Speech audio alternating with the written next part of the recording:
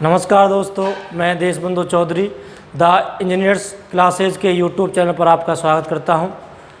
दोस्तों, हमने पिछले वीडियो में आपको सिंधु घाटी सप्ताह का सामाजिक जीवन, सिंधु घाटी सप्ताह का राजनीतिक जीवन और सिंधु घाटी सप्ताह का आर्थिक जीवन के बारे में बताया था। अब हम बात करते हैं सिंधु घाटी सप्ताह का धार्मिक जीवन। सिंधु घाटी सभ्यता का धार्मिक जीवन, सिंधु घाटी सभ्यता का धार्मिक जीवन।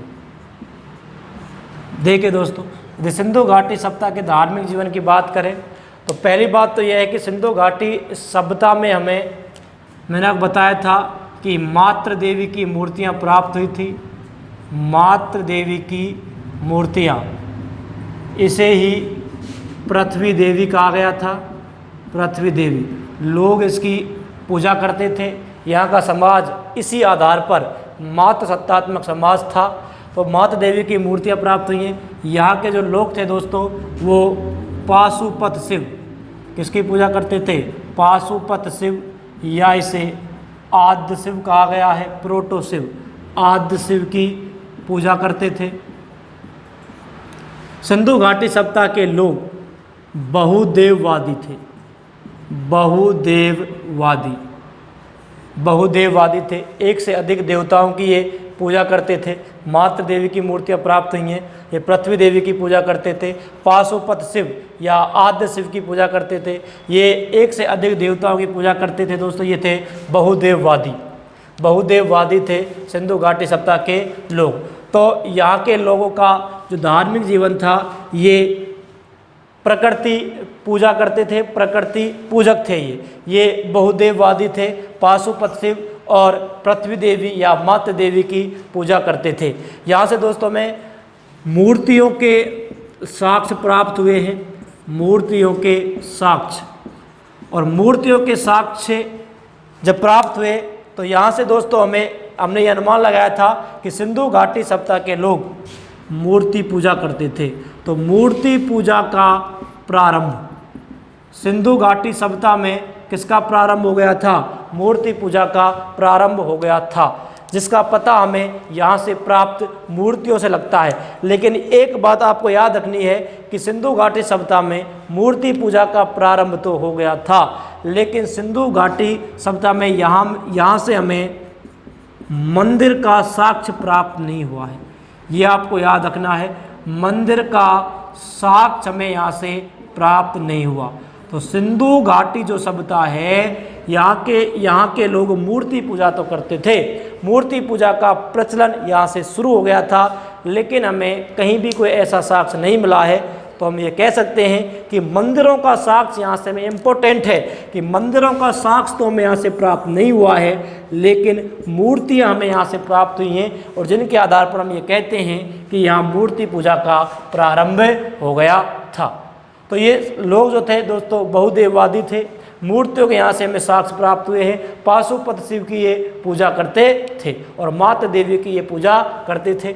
उसके बाद यदि इनका मैं पवित्र वृक्ष की बात करूं, पवित्र वृक्ष, तो सिंधु घाटी सभ्यता के लोगों का जो पवित्र वृक्ष था दोस्तों, वो था पीपल। और इस पीपल को कहा गया था अश्वत्थ। क्या कहा गया था? ये आपको याद रखना है। सिंधु घाटी सभ्यता के लोगों का पवित्र वृक्ष कौन सा था? पीपल। और उस पीपल को क्या कहा गया था? इस समय पीपल को कहा गया था अश्वत्थ कहा गया था। उसके बाद यदि मैं बात करता हूँ कि इनका पवित्र पक्षी कौन था, तो सिंधु घाटी सभ्यता के लोगों का जो पवित्र पक्षी था दोस्तों, वो था मोर। कौन था? मोर था। और मोर को कहा गया था हाजी पक्षी। क्या कहा गया था? हाजी पक्षी कहा गया था। इसके बाद हमें यहाँ से बतख के साक्ष्य प्राप्त हुए हैं, और बतख को कहा गया था फाख्ता। क्या कहा गया था? फाख्ता कहा गया था। तो आपसे पूछे कि सिंधु घाटी सभ्यता के लोगों का पवित्र वृक्ष कौन सा था? पीपल। और पीपल को क्या कहा गया था? अश्वत्थ। यहाँ का पवित्र पक्षी कौन था? मोर। मोर को क्या कहा गया था? हाजी। और यहाँ से हमें बतख के साक्ष्य प्राप्त हुए हैं। बतख को क्या कहा गया है? फाख्ता। तो ये था सिंधु घाटी सभ्यता का धार्मिक जीवन। उतार लीजिए, इसका स्क्रीनशॉट ले सकते हो आप। तो यहाँ के धार्मिक जीवन की यदि हम बात करें तो यहाँ के लोग बहुदेववादी थे।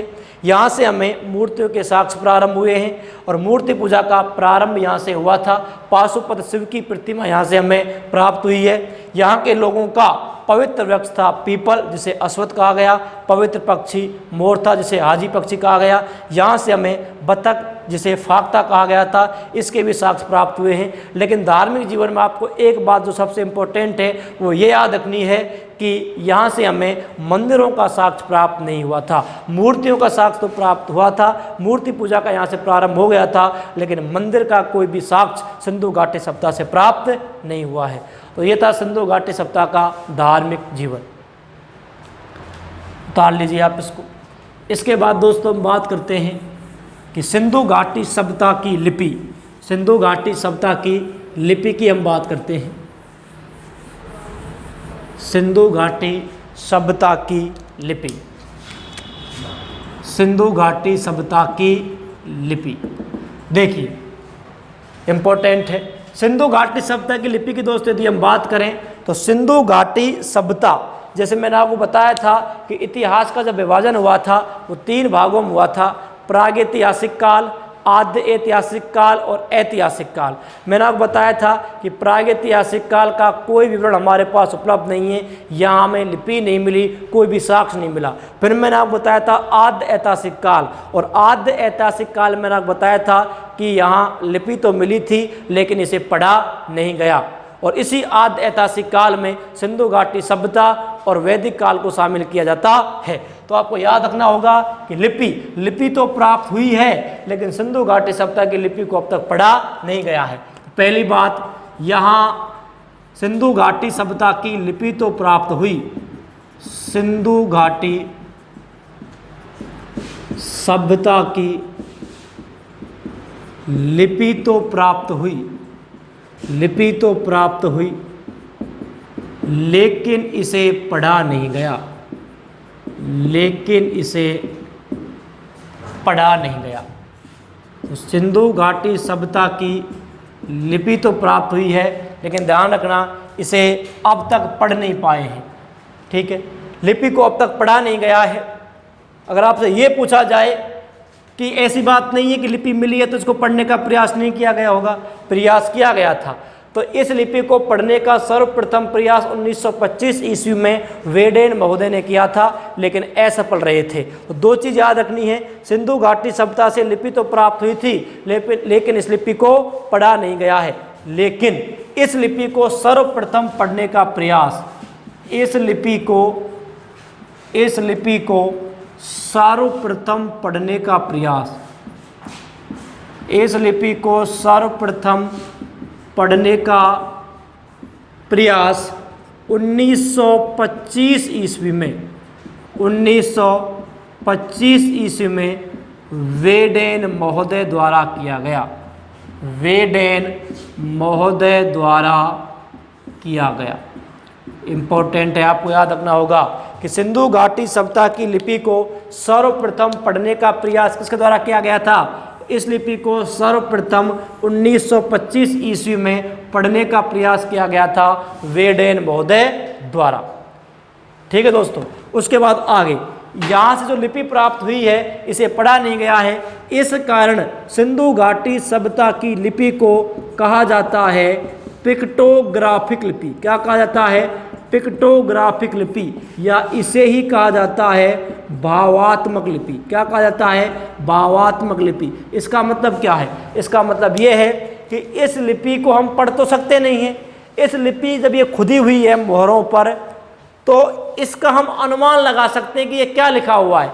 इसी कारण सिंधु घाटी सभ्यता की जो लिपि है इसको पिक्टोग्राफिक या भावात्मक लिपि कहा जाता है। अब देखिए दोस्तों, ये लिपि कैसे लिखी गई है। तो देखिए, ये जो लिपि दोस्तों हमें प्राप्त हुई है वो इस प्रकार प्राप्त हुई है। इस लिपि को कैसे लिखा जाता था, कैसे लिखी गई है? ये दोस्तों जो लिपि थी ना, ये लिपि दाएं से बाएं और फिर बाएं से दाएं कैसे लिखी जाती थी? दाएं से बाएं और इसके बाद बाएं से दाएं।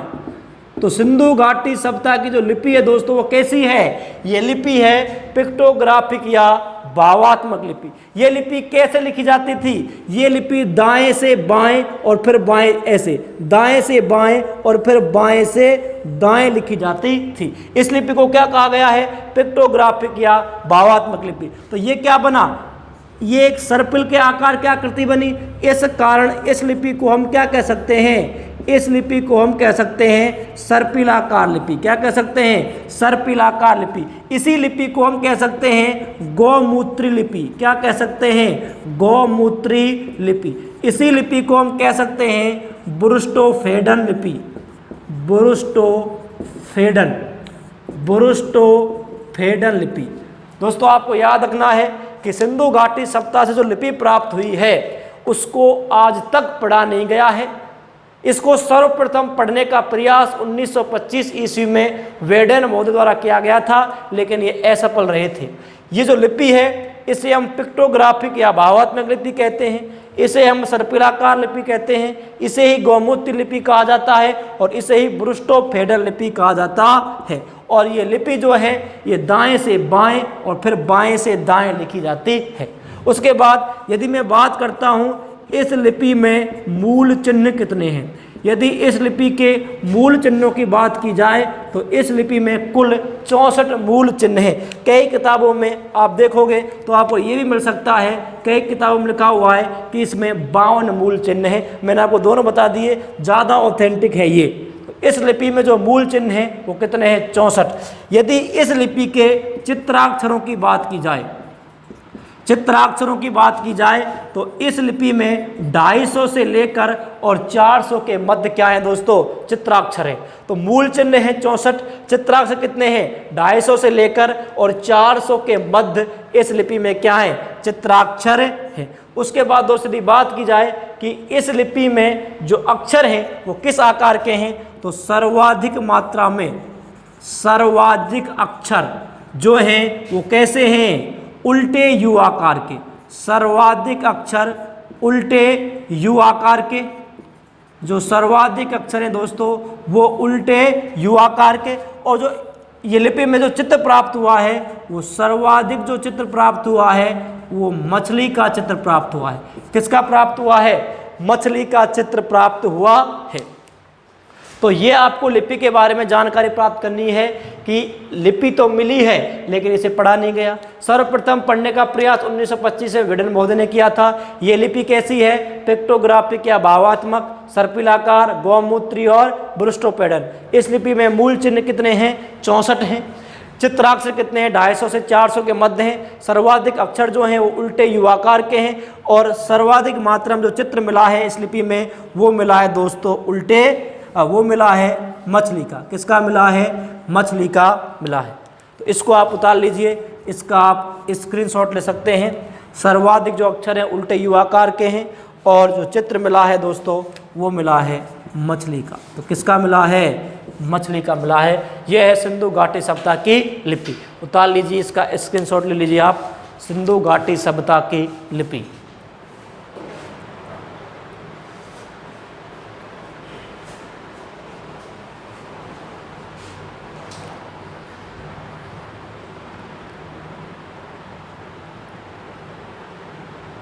चलिए आगे चलते हैं दोस्तों। ये थी सिंधु घाटी सभ्यता की लिपि। उसके बाद हम बात करते हैं सिंधु घाटी सभ्यता की मोहरों की। उतार लिया होगा आपने, स्क्रीनशॉट ले सकते हैं आप इसका। इसके बाद हम बात करते हैं दोस्तों सिंधु घाटी सभ्यता की मोहरें।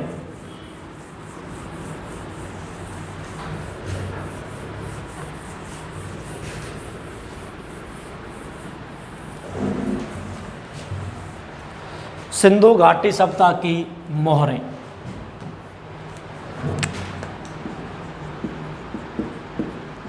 सिंधु घाटी सभ्यता की मोहरों की यदि हम बात करें दोस्तों तो देखिए, पता है आपको कि सिंधु घाटी सभ्यता से हमें मोहरें प्राप्त हुई हैं। मैंने आपको बताया था। देखिए दोस्तों, यहाँ से हम बात करेंगे मोहरों के बारे में जानकारी प्राप्त करते हैं। पहली यदि मैं बात करूँ तो सर्वाधिक मोहरें कहाँ से प्राप्त हुई दोस्तों?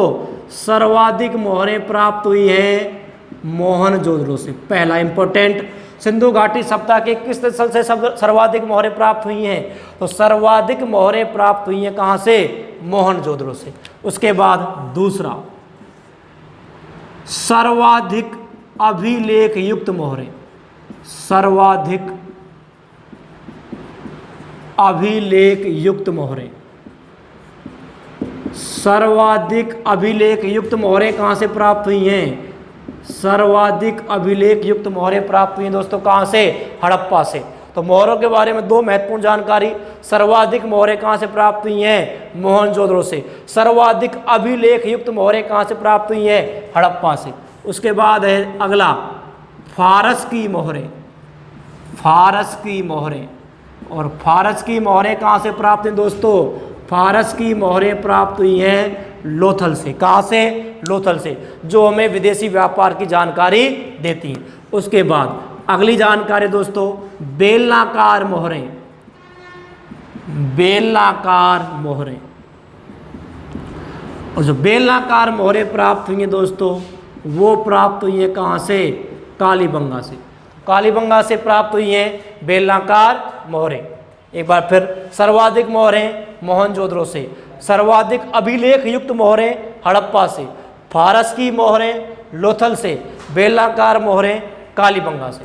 उसके बाद अगला देखिए, अगली हम बात करते हैं मोहरों के आकार की। यदि दोस्तों हम बात करें कि जो सिंधु घाटी सप्ताह से मोहरें प्राप्त हुई हैं उनका आकार क्या है, तो यहाँ से दोस्तों हमें वर्गाकार, वर्गाकार, वृत्ताकार, वर्गाकार, वृत्ताकार, आयताकार, बेलनाकार आदि आकृति की मोहरें प्राप्त हुई हैं। तो सिंधु घाटी सप्ताह से जो मोहरें प्राप्त हुई हैं उनकी आकृति वर्गाकार, वृत्ताकार, आयताकार और बेलनाकार थी। लेकिन सर्वाधिक मात्रा में आपसे अगर पूछा जाए कि सर्वाधिक मात्रा में किस आकृति की मोहरें प्राप्त हुई हैं, मोहरें तो वर्गाकार ही प्राप्त हुई हैं, वृत्ताकार ही प्राप्त हुई हैं, आयताकार भी प्राप्त हुई हैं और बेलनाकार भी प्राप्त हुई हैं, लेकिन सर्वाधिक मात्रा में, सर्वाधिक मात्रा में, सर्वाधिक मात्रा में किस आकृति की मोहरें प्राप्त हुई हैं दोस्तों? सर्वाधिक मात्रा में जो मोहरें प्राप्त हुई हैं वो प्राप्त हुई हैं वर्गाकार। ये आपको याद रखना है, सर्वाधिक मात्रा में मोहरें प्राप्त हुई हैं वर्गाकार आकृति में। तो ये था यहाँ की मोहरों का आकार। उसके बाद मैं बात करता हूँ कि जो मोहरों के निर्माण में किस धातु का प्रयोग किया गया था। तो मोहरों के निर्माण में, मोहरों के निर्माण में धातु, यदि मैं बात करता हूँ दोस्तों कि मोहरों के निर्माण में किस किस धातु का प्रयोग किया गया था, देखिए मोहरों के निर्माण में प्रयोग किया गया था सेल खड़ी, या इस सेल खड़ी को कहते हैं स्टेटाइट, सेल खड़ी या स्टेटाइट। उसके बाद चांदी और उसके बाद कैल्साइट। तो मोहरों के निर्माण में जिन धातुओं का प्रयोग किया गया था वो थी सेल खड़ी, चांदी और कैल्साइट। इन मुख्य रूप से इन तीन धातुओं का प्रयोग सिंधु घाटी सप्ताह की मोहरों के निर्माण में किया गया था। लेकिन ये पूछा जाए कि सिंधु घाटी सप्ताह की जो मोहरें थी वो सर्वाधिक मात्रा में किस धातु से बनी थी, तो सिंधु घाटी सप्ताह की मोहरें सर्वाधिक मात्रा में किस धातु से बनी थी? सेल खड़ी या स्टेटाइट। तो सर्वाधिक मात्रा में जो मोहरें बनी हुई थी सिंधु घाटी सप्ताह की वो बनी हुई थी सेल खड़ी या स्टेटाइट से। इम्पोर्टेंट है, आपको याद रखना है। तो धातुओं का जो प्रयोग हुआ था वो सेल कड़ी, चांदी और कैल्साइट का हुआ था। सर्वाधिक मात्रा में किस धातु का प्रयोग हुआ था? सेल कड़ी या स्टेटाइट का। जो आकार था मोहरों का वो वर्गाकार, वृत्ताकार, आयताकार और बेलनाकार था। लेकिन सर्वाधिक मात्रा में जो मोहरें प्राप्त हुई हैं वो वर्गाकार आकृति में प्राप्त हुई हैं। इसके बाद हम आगे बात करते हैं दोस्तों कि सिंधु घाटी सप्ताह में जो मोहरें प्राप्त हुई हैं उन मोहरों पर सर्वाधिक मात्रा में किस पशु का अंकन किया गया है? सर्वाधिक मात्रा में पशु का अंकन। तो सिंधु घाटी सप्ताह से जो मोहरें प्राप्त हुई दोस्तों, इन मोहरों पर सर्वाधिक मात्रा में एक श्रृंगी पशु का अंकन किया गया है। एक श्रृंगी पशु का अंकन या चित्रण किया गया है।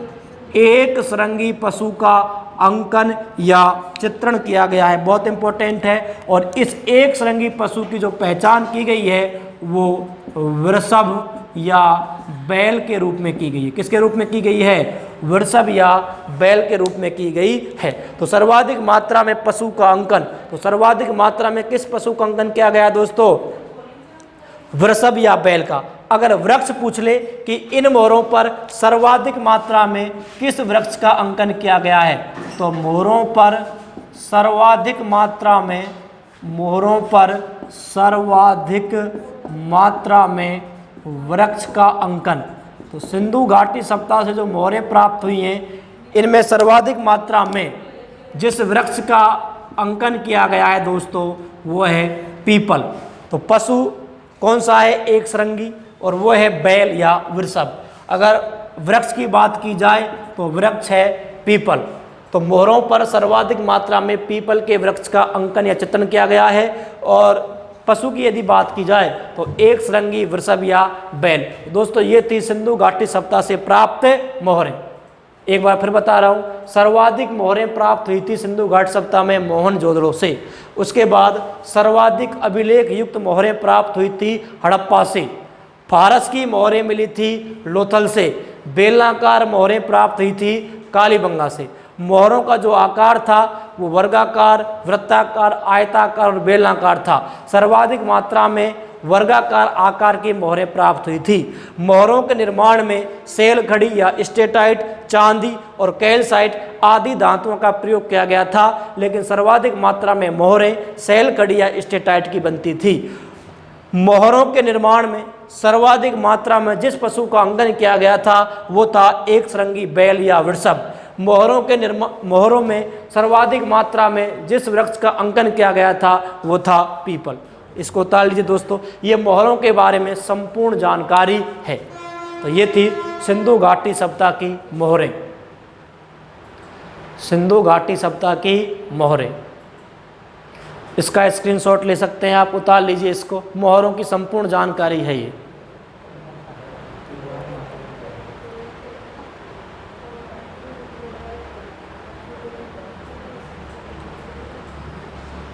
चलिए दोस्तों, ये थी सिंधु घाटी सप्ताह की मोहरें। उतार लीजिए आप, स्क्रीनशॉट ले सकते हैं इसका। सिंधु घाटी सप्ताह की मोहरें, सर्वाधिक मोहरें मोहनजोदड़ो, सर्वाधिक अभिलेख युक्त मोहरें हड़प्पा, फारस की मोहरें लोथल, बेलनाकार मोहरें कालीबंगा। मोहरें सर्वाधिक मात्रा में किस आकार की थी? वर्गाकार। सर्वाधिक मात्रा में मोहरों के निर्माण में सेल खड़ी या स्टेटाइट का प्रयोग किया गया। सर्वाधिक मात्रा में किस पशु का अंकन था? एक श्रृंगी पशु का, वृषभ या बैल। और किस वृक्ष का था? पीपल का। चलिए, तो ये थी दोस्तों सिंधु घाटी सप्ताह की मोहरें।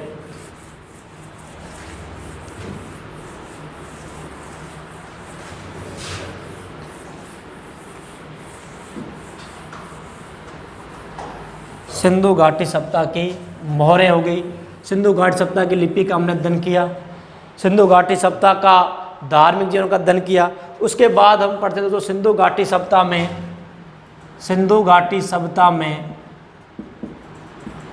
धातुओं का प्रयोग। सिंधु घाटी सप्ताह में धातुओं का प्रयोग। तो यदि हम सिंधु घाटी सप्ताह में धातुओं की बात करें दोस्तों, आपको पता होगा पहला इंपॉर्टेंट पॉइंट, सिंधु घाटी सप्ताह कैसी थी? आपसे पूछेगा कांस्य युगीन थी, लोह युगीन थी। तो पहली बात है कि सिंधु घाटी सभ्यता कैसी थी? कांस्य युगीन। तो यह सभ्यता कांस्य युगीन सभ्यता थी। कैसी थी? कांस्य युगीन सभ्यता थी। आपको याद रखना है, सिंधु घाटी सभ्यता नगरीय सभ्यता थी और सिंधु घाटी सभ्यता जो थी वो कैसी थी? कांस्य युगीन सभ्यता थी। ठीक है दोस्तों, पहला कैसी सभ्यता थी? ये कांस्य युगीन सभ्यता थी। अब उससे पूछेगा कि सर्वाधिक मात्रा में किस धातु का प्रयोग किया गया? सर्वाधिक मात्रा में प्रयोग।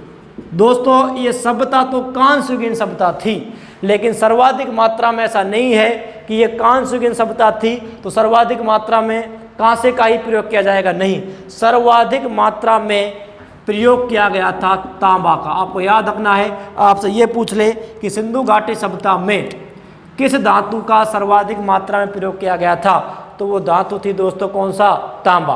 उसके बाद आपसे पूछेगा कि सिंधु घाटी सभ्यता के लोग किस धातु के बारे में परिचित नहीं थे, किस धातु के बारे में परिचित नहीं थे, किस धातु के बारे में परिचित नहीं थे। दोस्तों सिंधु घाटी सभ्यता के लोग लोहे के बारे में परिचित नहीं थे। इंपॉर्टेंट है, सिंधु घाटी सभ्यता के लोग लोहे के बारे में परिचित नहीं थे, लोहे के बारे में जानकारी नहीं रखते थे। तो यह सभ्यता कांस्य युगीन सभ्यता थी। सर्वाधिक मात्रा में जिस धातु का प्रयोग किया गया है वह है तांबा, और ये जो लोग थे ये लोहे के बारे में परिचित नहीं थे। ये लोग तलवार से भी परिचित नहीं थे। किससे परिचित नहीं थे, तलवार से भी परिचित नहीं थे, तलवार से भी परिचित नहीं थे, ना ही ये लोहे से परिचित थे। यहाँ लोहे का आविष्कार अब तक नहीं हुआ था। दोस्तों यह है धातुओं का प्रयोग। कांस्य युगीन सभ्यता थी, तांबा, सर्वाधिक मात्रा में तांबा धातु का प्रयोग हुआ है। ये लोहे के बारे में परिचित नहीं थे और ये तलवार से भी परिचित नहीं थे। उतार लीजिए आप इसको।